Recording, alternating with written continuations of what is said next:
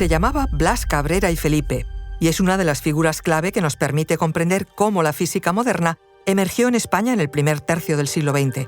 Su vida la dedicó a la investigación experimental de las propiedades magnéticas, en un país que se había quedado entonces algo atrasado en la investigación de ciencia. Cabrera, sin embargo, elaboró trabajos pioneros, algunos hoy referencia de estudio. Aquel papel como portavoz internacional se tradujo en el reconocimiento y amistad por parte de figuras tan relevantes como Einstein o Marie Curie. También trajo consigo invitaciones a foros de la mayor importancia científica mundial. Fue durante décadas el principal divulgador español hasta que los cambios políticos de los años 30 truncaron sus proyectos. Os contamos esto y mucho más a continuación. Soy Federico Cardelús, periodista y divulgador. Y yo soy María José Rubio, historiadora y escritora. Y esto es Despierta tu curiosidad, un podcast diario sobre historias insólitas de National Geographic. Y recuerda, más curiosidades en el canal de National Geographic en Disney+. El interés de Blas Cabrera por las nuevas corrientes de la física contemporánea fue temprano y profundo.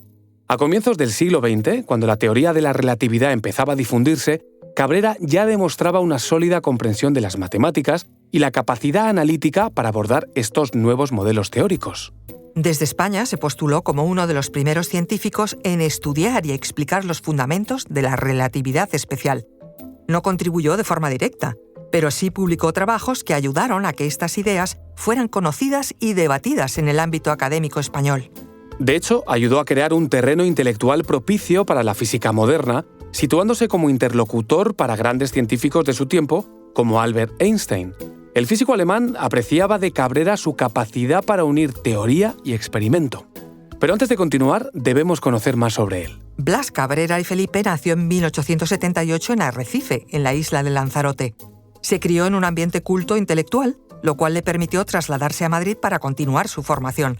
Aunque inició Derecho, pronto se inclinó hacia las ciencias físicas, y así se licenció en Ciencias Físico-Matemáticas y se doctoró en 1901. Su carrera académica fue meteórica, ya que en 1905 obtuvo la cátedra de Electricidad y Magnetismo en la Universidad Central de Madrid. Cabrera se desarrolló en un contexto donde aparecían teorías nuevas que cuestionaban los límites de la física.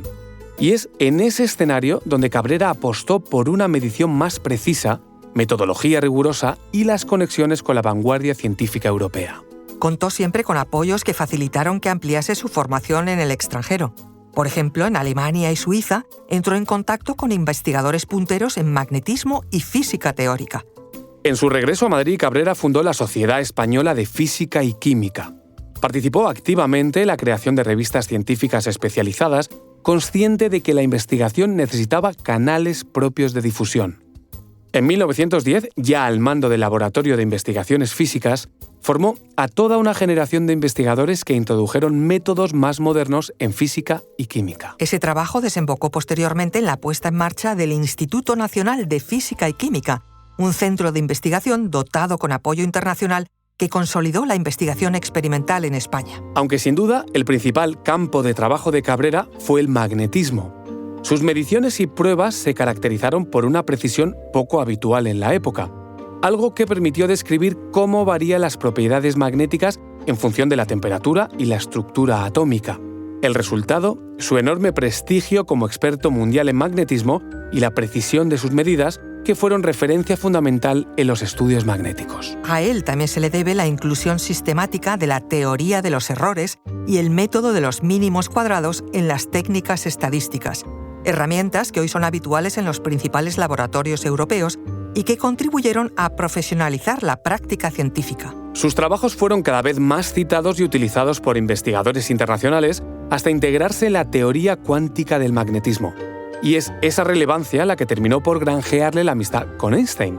De hecho, cuando el físico alemán visitó España en 1923, Cabrera actuó como anfitrión y organizador de su estancia académica. El respeto y admiración fueron tales que años después, y junto a Marie Curie, Einstein apoyó la incorporación de Blas Cabrera al Comité Científico de la Sexta Conferencia Solvay, celebrada en 1930, entonces el foro internacional de física más prestigioso y reservado en exclusiva a algunos investigadores. En ella, Cabrera participó hablando de magnetismo.